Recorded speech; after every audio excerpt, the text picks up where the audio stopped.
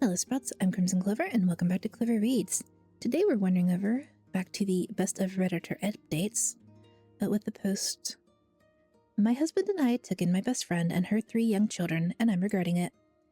This one is posted by Lucy Aria Rose and the original poster was Complex Life 9849.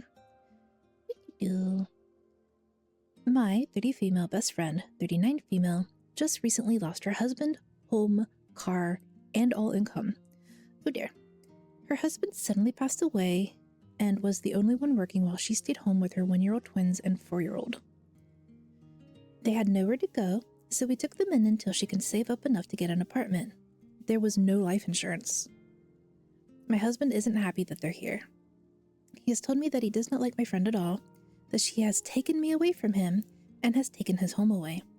He is paranoid that she's stealing our things when we aren't home and wants to put locks on our bedroom and office doors, as well as to put cameras on them. Today, my friend went into our room to smoke a cigarette on our patio to take a second away from her kids when we weren't home. She called me to tell me that she was going out onto our patio, and my husband started freaking out. Now he says he feels like he needs to get an apartment, that he doesn't feel safe, he doesn't have a place in our home that they don't have access to. It breaks my heart that he hates my friend so much when she hasn't done anything. She's just going through one of the toughest times of her life. But I don't know if I'm being too trusting of my friend and inconsiderate of his feelings, or if he's being too paranoid. Well, I mean, if he thinks she's stealing, has anything actually gone missing? Also, if she's got a 4-year-old and 2 1-year-olds, stuff could just be getting misplaced rather than being stolen. Some of OP's comments. I think there's a need, from the commenter, I think there's need to be a discussion of a timeline for when she's leaving. He agreed to take her in the short term, at least that's the impression I got reading this, so he needs to chill a bit about them living in his space. That being said, suddenly having another woman he doesn't like and 3 kids in the house is understandably not awesome. I think the solution is to set a timeline for when she's leaving to help her find a place as her friend, but stick with the timeline. OP replies, the agreement was a medium-term stay. 8 months to get her kids into daycare, get a job, save up for a car and a home. I do think it was a mistake to not have a solid move-out date set for her. Definitely time to set that. She's only been here for a month now. And then OP answers some questions. I agree she shouldn't have gone into our bedroom while we weren't home, and I need to re-establish these boundaries with her immediately. I have no problem with him putting the cameras and locks up if this makes him feel better, even though I will be talking to her. I don't have the option to be too afraid to talk to her. My husband is my priority over her feelings. At daycare and job. She's waiting to get approval for government daycare assistance, but yes, she is actively looking for work in daycare. She's only been with us for 1 month. The office door is always locked and she hasn't gone in there at all, and she hasn't gone into our bedroom besides the one time. I guess that I'm aware of. Commenter. If you're in the US, the United States of America, the children would be eligible for Social Security benefits. You should encourage your friend to apply for those if she hasn't already. Your friend and her children may also qualify for Medicaid health benefits too. Also, where is the friend's family? Like grandparents?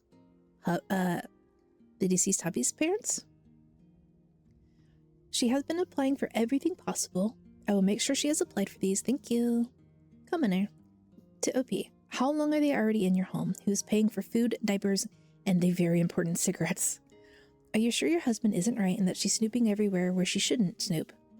When you live with friends, you get to know them. Why do you not let your husband put up cameras? Are you afraid he is right and you don't want to stand up against your friend or for your husband? And if your husband is wrong, he will be reassured. Look, it's a lousy situation for your friend to be in, but that's because of choices her husband and she made. She has to get her stuff together ASAP for her kids' sake. There's leaning on someone and taking advantage of someone. I mean, there was no life insurance, but that doesn't mean it was their fault that there was no life insurance. I mean, even companies that say, hey, we won't deny anyone life insurance. I applied for one once. I got denied insurance. So, and also maybe they just couldn't afford the monthly minimum payment of the life insurance. If they've lost their home immediately and apparently didn't have the savings to keep that, to keep the house or the car, OP, she has been here for 1 month. She is getting government assistance for food and diapers. We have a stash of cigarettes that we've been giving her because we don't smoke, and a common gift from my husband's family when they visit from overseas are cigarettes. I have known this woman for 15 years, and I wouldn't think for a second that she would steal from us. There is no way for me to know 100% unless we put up cameras, which we will be doing. We already have cameras in the front yard, backyard, and living room. It's not that I'm not letting him. I did think it was a bit excessive. We can put locks and cameras up. I disagree on this situation being her fault, but I 100% agree that she needs to get her life together for her and her kids. But it takes more than 1 month to do that.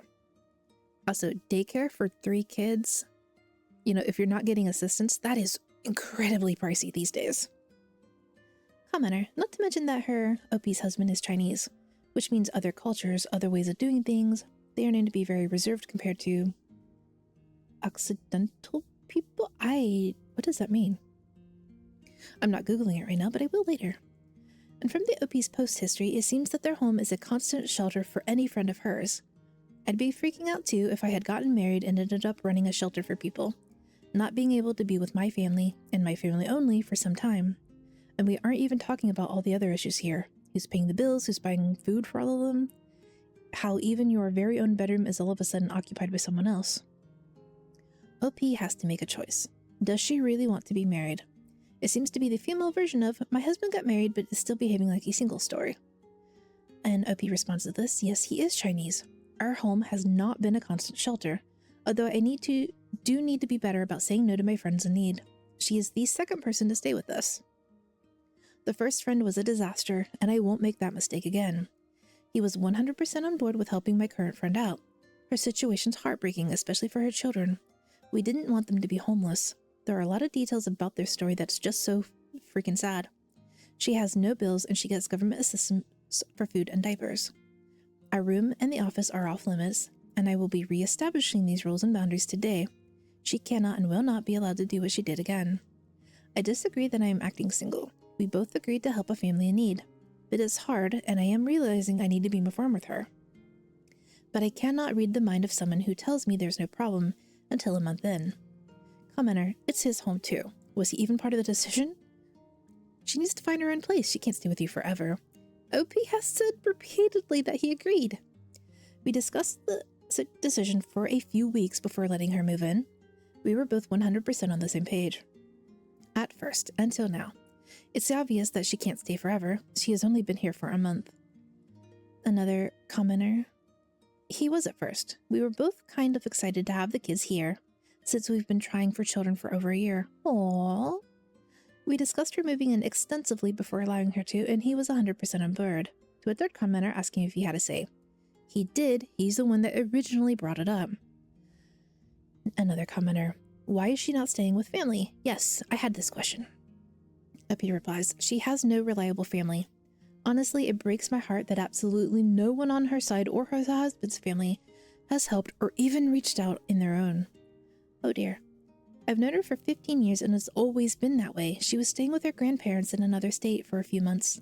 But they're elderly with a lot of health problems and it became too much for them to handle in a 2-bedroom condo. Okay, so she wasn't immediately homeless. She moved in with grandparents. Yeah, you don't want the elderly to be running after a pair of 1-year-olds. To another commenter, her family is horrible. Her mother was in prison when she graduated high school. Her father kicked her out at 17 for not dropping out of school to take care for his new child. Steal his kneecaps, he doesn't deserve them. It's very sad. His family. They were no contact with his family even before he passed, unfortunately. Someone commented, she's taken advantage of you. To which OP replies, she's not taking us for granted at all. She keeps the house clean, cleans up after herself and her children, has assistants for groceries and diapers, and is waiting to get approval for other assistants. This is the only problem we've had with her in the month she's been here. Her situation's heartbreaking, especially for her 3 children. If it was just her, we would have said no. My husband and I were on the same page with letting her stay. We agreed to 8 months, but I do agree that we need to set a specific move-out date. Another commenter. Did you agree with your husband for her staying for 8 months? Why save to get a car? She needs deposit for house rental. She doesn't have a job. Who will help with childcare? I think you entered this in good faith, but it's such a burden to take on. OP replies, yes, my husband set the 8-month timeline. She will need a car to get herself to and from work, as well as her children to and from daycare. Public transport where we are is non-existent. She's rebuilding from zero. It's going to be hard. Commenter says, 51% of Americans have life insurance, so it's actually more than half. It's very kind of you to help, but again, them not being prepared for life to happen is not your responsibility. You must pick your poison. Agreed, but my husband and I cannot in good conscience let 3 babies be homeless because of their parents' bad decisions. Editor's note, more than half of the comments OP responded to were people making things up based on their own experience or assuming things. If you have a specific question or scenario, OP probably answered it, but there were too many comments to include them all here. I tried to only include the ones that were asked the most and had the most upvotes. Thank you, editor. Update November 8th, 17 after the original post. This update is a few weeks overdue, but a lot has happened. It's so hard to fit every single detail of a situation in one post, especially by trying to respect my friend's privacy while going through such a rough time. But I took a lot of y'all's advice. I apologized to my husband and asked him what boundaries he has and what needs to change for him to feel more comfortable. We did have this conversation before they moved in, but things were so different than expected. I realized that I was putting my friend before my husband, and it was a harsh wake-up call. My husband wasn't thinking about leaving me, but he was definitely unhappy. I'm glad we had this talk because we've been a lot happier being on the same page. Well, we sat down and talked to my friend and it went great. She apologized for going into our bedroom when we weren't home and agreed that it was unacceptable and wouldn't happen again. I told her the bedroom and study were off limits, no exceptions. Her children need to keep their toys in the playroom we made for them and not downstairs so they aren't taking over the entire house. She agreed to things completely. We changed the door locks on the 2 rooms as well as added cameras and a safe for valuables. More importantly, we told her she needed to get a job and her children into daycare ASAP, and gave her a hard deadline of April 1st.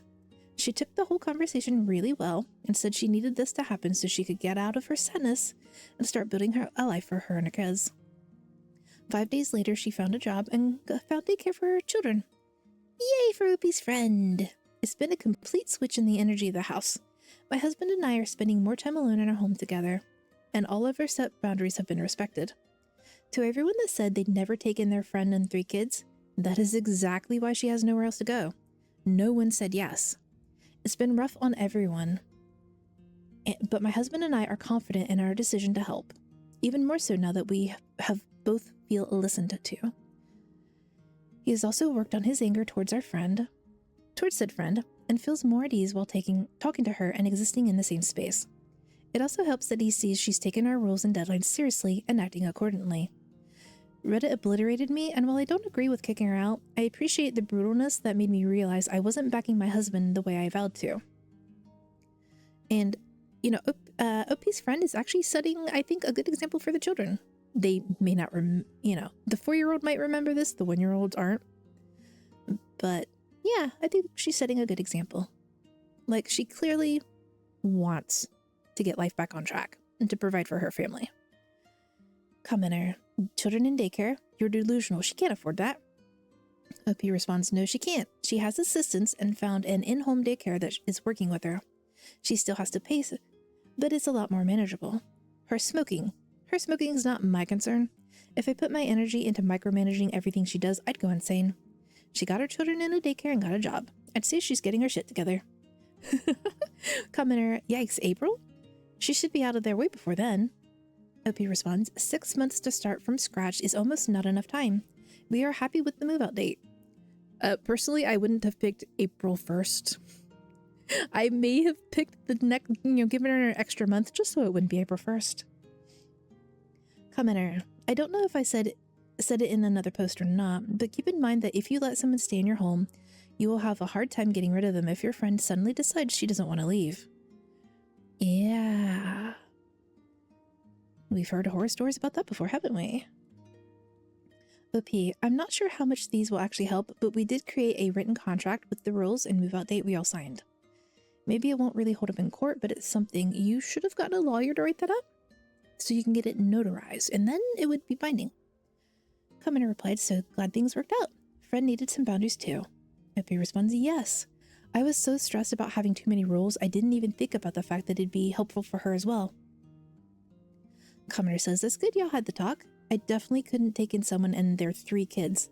But one thing's for sure, she should have definitely known this, is you never go through the owner's bedroom. It's like a sacred area. My parents never told me that as a kid, but I always thought that.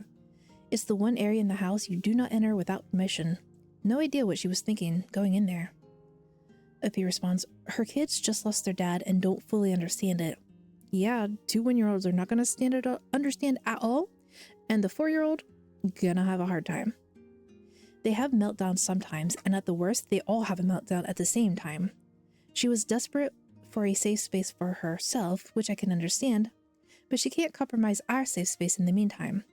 Go out back or front and lock the door, lock the bathroom door, etc. Motherhood seems intense. Commenter, you did well considering taking in a single mom with 3 kids. We need more people like you and your husband, people who don't get scared to sacrifice their comfort over someone else's living. I am 100% sure all the good deeds you do for those kids and mom will come back 100 times more. You never know what life has planned for you. Once my parents took in a woman with 6 kids, 2 her own and 4 adopted, where the husband tragically lost his life. Since then, I have 6 more siblings.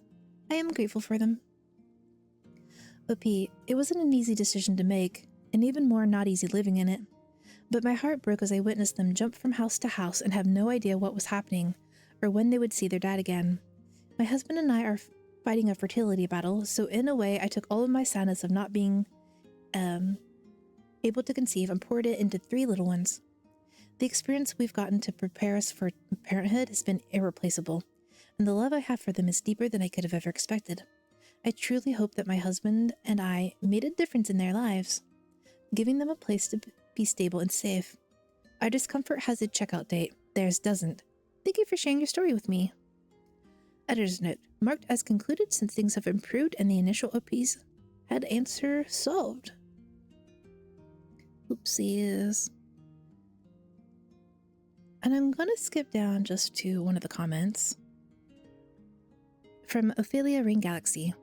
My mom kept telling me not to come visit for lunch on a Saturday like usual because their house is already full. Went on for a couple of months. Finally, she says I can come visit again.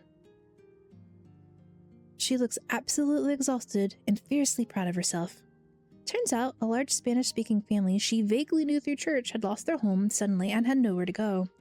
Mom's house was literally a remodeled garage, just 2 bedrooms, 1 bathroom, and a hallway for a kitchen. So obviously, Mom somehow stuffed the entire enormous family into my old bedroom, kept about a dozen people fed and sheltered while they saved up to get there in place. Mom didn't speak any Spanish when she said yes.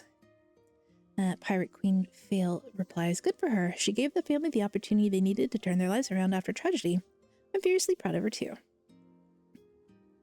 And Ophelia replies, it's weird, but this is the benefit of having congenital psychopaths in society? What?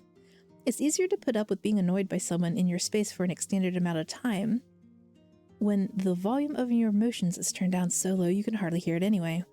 I've done the same thing at various points in my life. Once found myself saying, golly, I wish I could offer you space, hun, but all that's left is the living room floor. And you know, she took it with glee, with the help of the household, and found elsewhere to be in a reasonable amount of time, no problem. Edit. Just woke up seeing confusion in the comments. It's possible to learn empathy manually as an adult, like math. Mom got her empathy out of books, and I did the same plus watched Mr. Robert's Neighborhood as an adult. Mom and her little brother were the kind of children who pulled pieces of living things for fun and to make toys. So you know, hoping instead of hurting is a big change for her. Lots of good books. She loved Anne of Green Gables. Cherry Bean Cherry says, I find this so comforting. I don't think I'm a psychopath, but I work with troubled children, and while I care about them, I'm not bothered by their behavior, and I don't know how to put it. Haunted, maybe, by their circumstances the way other people seem to be. I think homelessness and foster care are horrible situations to be in, and I want better for them, but it doesn't feel personally upsetting. When I tell people about my work, they seem much more upset than I am, and it's made me worry that there's something wrong with me. But if I can think of it as a tool that lets me do work other people might not be able to, that's much more positive. I'm going to cling to it, so thank you, Internet Stranger. Ram says, we have to exist. Someone has to do the jobs. I feel things so strongly, but I can handle gore very well and it doesn't haunt me at all. So I become a mortician. Okay. The comments are getting a little off track there, but I am glad that OP has resolved things with her friend. The children will be safe for several months. Hopefully, OP's friend can find some safe, affordable housing, preferably not too far away from OP, if OP is like the only safety net they have. Because it sounds like OP is going to be auntie or auntie. How do you pronounce it?